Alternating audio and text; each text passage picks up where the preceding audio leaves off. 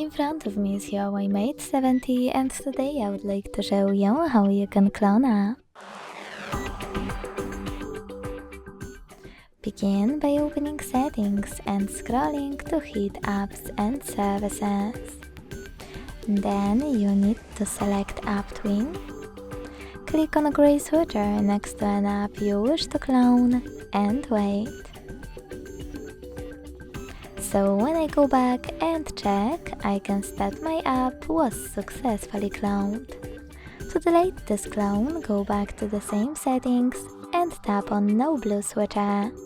Then confirm your choice in the pop-up.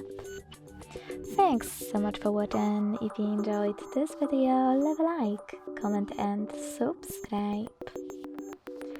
Bye!